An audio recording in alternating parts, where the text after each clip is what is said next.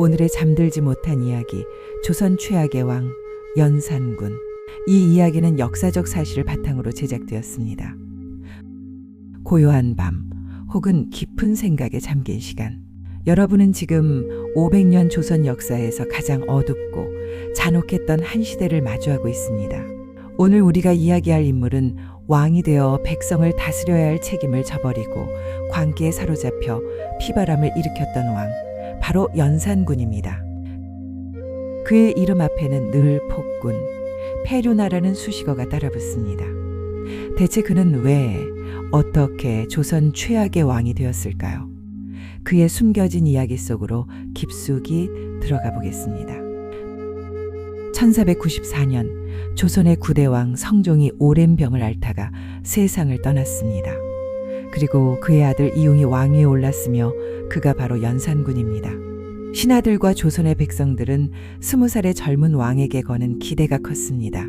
아버지 성종의 치세는 비교적 안정적이었고 새로운 왕이 그 뒤를 이어 태평성대를 열어주기를 바랐습니다. 하지만 연산군의 내면에는 깊은 상처와 불안이 자리 잡고 있었습니다. 바로 그의 친어머니 패비 윤씨의 비극적인 죽음 때문이었습니다. 연산군이 어릴 때 그의 어머니 윤씨는 왕비 자리에서 쫓겨나고 결국 사약을 받고 죽임을 당했습니다.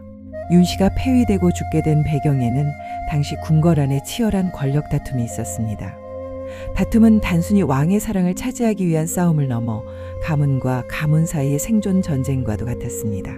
윤씨는 특히 성종의 어머니이자 연산군의 할머니인 인수대비와의 갈등이 깊었고 결국 윤씨는 왕비 자리에서 쫓겨나게 되었습니다. 윤씨가 폐위되고 3년 뒤 성종은 신하를 보내 윤씨에게 사약을 내렸고 윤씨는 그렇게 세상을 떠났습니다. 이후 윤씨의 존재는 궁궐 안에서 아무도 이야기하지 못하는 금기였습니다. 연산군은 어머니 얼굴조차 제대로 기억하지 못했고 그저 죄를 지어 왕비 자리에서 쫓겨난 후 죽었다는 단편적인 사실만을 알고 있었습니다. 이 어린 시절의 상처는 그의 성격 형성에 지대한 영향을 미쳤습니다. 그는 예민하고 충동적이며 자신을 향한 비판에 극도로 취약한 인물로 자라났습니다. 왕으로 즉위한 뒤 초반에는 나름대로 국정에 관심을 기울이는 듯 보였지만 그의 불안정한 성격은 곧 드러나기 시작했습니다. 자신에게 조금이라도 거슬리는 말을 하는 신하들에게 불같이 화를 내거나 가혹한 처벌을 내리는 일이 잦아졌습니다. 나라를 다스리는 곳인 조정의 분위기는 점차 경직되기 시작했습니다. 연산군의 폭정이 본격적으로 시작된 것은 즉위 4년 만에 일어난 무오사화였습니다.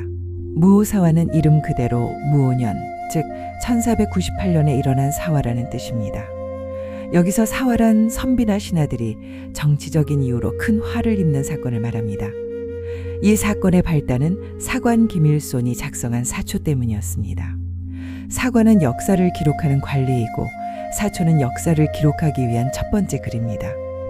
김일손은 자신의 스승인 김종직의 조의제문이라는 글을 사초에 실었는데 이 글은 옛날 중국의 이야기를 빌려와서 조선의 7대 왕인 세조가 조카인 단종의 왕위를 빼앗은 사건을 비판하는 내용을 담고 있었습니다. 내용이 조금 어렵게 느껴지시죠? 단순하게 말해 연산군의 할아버지인 세조를 비방하는 내용이 담겨 있는 것이었습니다. 또한 김일손의 사초에는 패비 윤씨 사건에 대한 내용도 포함되어 있었습니다. 이 사초를 본 이극돈이라는 신하가 연산군에게 이 사실을 알리면서 사달이 났습니다. 연산군은 격분했습니다. 자신의 할아버지인 세조를 비방하고 감춰져 있던 어머니의 비극을 다시 들춰낸 김일손과 그 배후 세력을 용납할 수 없었습니다. 결국 김일손은 물론 그의 스승 김종직은 이미 죽었음에도 불구하고 무덤이 파헤쳐져 시신이 훼손되는 부관참시라는 극형에 처해졌습니다. 부관참시는 죽은 사람에게 내리는 가장 심한 벌로 무덤을 파헤쳐 관을 부수고 시신을 꺼내 목을 베거나 몸을 자르는 형벌이었습니다. 김종직의 제자들인 살인파 학자들 또한 대거 숙청되었습니다. 수많은 선비들이 유배되거나 처형당했습니다. 이 사건은 연산군이 왕권에 도전하거나 자신의 심기를 거스르는 어떤 세력도 용납하지 않겠다는 잔혹한 의지를 만천하에 드러낸 첫 번째 피해 경고였습니다. 조정은 공포에 휩싸였고 신하들은 왕의 눈치를 살피기에 급급했습니다. 무오사와 이후 6년이 흐른 1504년, 연산군은 더욱 끔찍한 복수극을 시작합니다. 바로 갑자사화입니다. 갑자사화는 갑자년, 즉 1504년에 일어난 사화라는 뜻입니다. 이 사화는 순전히 연산군 개인의 원한, 즉 어머니 폐비 윤씨의 죽음에 대한 복수심에서 비롯되었습니다. 연산군은 어머니의 죽음에 관련된 인물들을 철저히 조사하기 시작했습니다. 그는 어머니가 사약을 받을 때 사용했던 사발을 가져오게 하여 신하들에게 보여주며 당시 상황을 묻고 또 물었습니다. 그의 눈빛은 광기로 번뜩였고 신하들은 두려움에 떨며 사실을 말할 수밖에 없었습니다. 조사 결과 어머니의 폐위와 사사에 직간접적으로 관련된 인물들의 이름이 줄줄이 나왔습니다. 여기에는 연산군의 할머니인 인수대비, 아버지 성종의 후궁들, 그리고 당시 사건에 관여했던 수많은 신하들이 포함되어 있었습니다. 연산군의 분노는 하늘을 찔렀습니다. 그는 어머니의 죽음에 책임이 있는 모든 인물에게 피해 복수를 다짐했습니다. 그의 복수는 상상을 초월했습니다. 이미 세상을 떠난 인수대비와 성종의 후궁들의 무덤을 파헤쳐 시신을 훼손하고 관을 부수는 극악무도한 형벌을 내렸습니다. 살아있는 인물들에게는 더욱 잔혹했습니다. 폐비 윤씨의 폐위에 찬성하거나 묵인했던 신하들은 물론 심지어 당시 사건 현장에 있었거나 소식을 들었던 신하들까지 모조리 잡아들였습니다. 특히 연산군의 외가 친척들도 그의 분노를 피하지 못했습니다. 연산군은 어머니의 죽음에 외가 식구들 역시 책임이 있다고 생각했습니다. 그들이 어머니를 제대로 지키지 못했거나 혹은 어머니의 폐위 과정에서 자신들의 이익을 위해 움직였다고 여겼을 수 있습니다. 연산군의 외할아버지인 윤호는 이미 죽었지만 부관 참시되었고 외삼촌인 윤필상은 사형당했습니다. 그의 광기 어린 복수심 앞에서는 핏줄조차 아무런 의미가 없었습니다. 더욱 충격적인 것은 어머니의 폐위에 반대했던 신하들까지 함께 처벌했다는 사실입니다. 보통 복수라면 어머니를 괴롭혔던 사람들을 벌하는 것이 당연해 보이지만 연산군은 반대했던 신하들에게도 죄를 물었습니다. 이는 그의 복수심이 얼마나 비이성적이었는지를 보여줍니다. 그는 어머니의 폐위를 막지 못한 모든 사람에게 책임을 돌렸을 가능성이 높습니다. 너희가 제대로 막았더라면 어머니가 죽지 않았을 것이다 라는 왜곡된 분노가 작용했거나 아니면 단순히 그 사건에 조금이라도 관련된 모든 사람을 없애버리겠다는 극단적인 광기였을 수도 있습니다. 고문은 극심했습니다. 죄를 인정하지 않는 자들은 몽둥이로 때리고 불로 지지고 살을 찢는 등 차마 눈뜨고 볼 수 없는 고통을 가했습니다. 죄가 확정되면 가차없이 처형했습니다. 목을 베거나 사지를 찢거나 독약을 마시게 하는 등 다양한 방법으로 죽였습니다. 심지어 연산군은 처형장에 직접 나와 신하들이 죽어가는 모습을 지켜보며 쾌감을 느끼기도 했다고 전해집니다. 이 사화로 인해 수많은 고위 관료와 선비들이 목숨을 잃었습니다. 무려 239명에 달하는 인원이 이 사화에 연루되어 처벌받았고 그 절반 이상이 사형에 처해졌다고 합니다. 조정은 피바다로 변했고 살아남은 신하들은 숨조차 제대로 쉬지 못했습니다. 갑자사화는 연산군의 개인적인 원한이 국가 시스템을 어떻게 파괴하고 그의 광기가 얼마나 무차별적이었는지를 극명하게 보여준 사건이었습니다. 갑자사화 이후 연산군의 폭정은 걷잡을 수 없이 심해졌습니다. 그는 더 이상 신하들의 간언을 듣지 않았습니다. 백성의 목소리를 대변하는 사간원과 왕에게 학문을 가르치고 국정을 논하는 경연은 폐지되었습니다.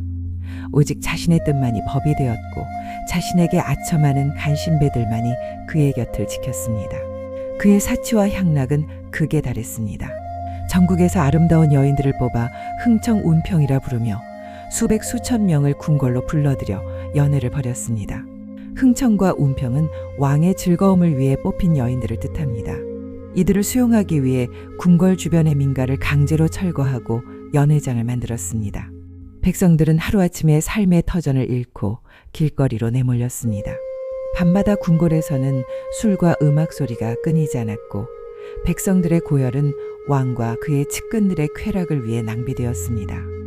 또한 연산군은 사냥을 광적으로 즐겼습니다. 그는 도성에서 사방 100리까지 사냥 금지 구역인 금표를 설정했습니다. 금표는 표지판을 세워놓고 들어오지 못하게 하는 구역을 말합니다. 이 금표 안에서 발견된 백성들은 가차없이 처벌받았고 그들의 논밭과 집은 왕의 사냥터로 변모했습니다. 백성들은 농사도 짓지 못하고 굶주림에 시달렸습니다. 특히 기녀 출신인 장록소와의 관계는 연산군 폭정의 상징처럼 여겨집니다. 그녀는 비록 천한 신분이었지만 연산군의 총애를 등에 업고 왕비보다 더한 권세를 누렸습니다. 연산군은 장록소의 말이라면 무엇이든 따랐고 그녀의 말 한마디에 신하의 목숨이 달렸으며 백성들의 재산이 좌우되었습니다. 장록소는 자신의 사리사욕을 채우는 데 급급했고 연산군은 그런 그녀에게 막대한 재물을 쏟아부었습니다. 왕이 한 여인에게 빠져 국정을 내팽개치고 백성을 도탄에 빠뜨린 모습은 당시 사람들에게 큰 충격과 분노를 안겨주었습니다. 연산군의 광기는 멈출 줄 몰랐습니다. 자신을 비방하는 한글 투서가 발견되자 그는 격분하여 한글 사용을 금지하고 한글을 가르치거나 배우는 자를 처벌하라는 명을 내리기도 했습니다. 백성들이 서로 소통하는 수단마저 빼앗으려 했던 그의 시도는 그가 얼마나 백성을 두려워하고 통제하려 했는지를 보여줍니다. 그는 또한 자신을 비방하는 시를 썼다는 이유로 수많은 사람들을 잡아들여 고문하고 처형했습니다. 심지어 길을 가다가 자신을 쳐다보는 백성들의 눈빛이 마음에 들지 않는다는 이유로 그 자리에서 죽이거나 팔다리를 자르는 끔찍한 형벌을 내리기도 했습니다. 그의 통치 아래 조선사회는 극심한 혼란과 공포에 시달렸습니다. 백성들은 왕의 눈을 피해 숨죽여 살았고 신하들은 언제 자신에게 화가 미칠지 몰라 전전긍긍했습니다. 나라는 병들어갔고 왕실의 위엄은 땅에 떨어졌습니다. 하지만 폭정은 영원할 수 없습니다. 백성들의 고통과 신하들의 불만이 극에 달했을 때 결국 역사의 심판이 내려졌습니다. 1506년 성희안, 박원종, 유순정 등을 중심으로 한 세력은 더 이상 연산군의 폭정을 좌시할 수 없다고 판단하고 반정을 계획했습니다. 반정은 왕을 몰아내고 다른 사람을 왕으로 세우는 정치적인 움직임을 말합니다. 반정 세력은 치밀하게 준비했습니다. 그들은 연산군의 이복 동생인 진성대군, 훗날의 중종을 찾아가 왕으로 추대할 뜻을 밝혔고 진성대군은 처음에는 두려워했으나 결국 이들의 뜻을 받아들였습니다. 1506년 9월 1일 밤 반정군은 궁궐로 쳐들어갔습니다. 연산군은 술에 취해 잠들어 있었고 갑작스러운 사태에 제대로 대응하지 못했습니다. 반정군은 순식간에 궁궐을 장악했고 연산군을 폐위시켰습니다. 그의 총애를 받던 장록수는 물론 그의 폭정에 가담했던 간신배들도 모두 붙잡혀 처형당했습니다. 하룻밤 만에 왕위에서 쫓겨난 연산군은 강화도 교동으로 유배되었습니다. 화려했던 궁궐 생활과는 완전히 단절된 외딴 섬에서의 삶은 그에게 가혹한 현실이었습니다.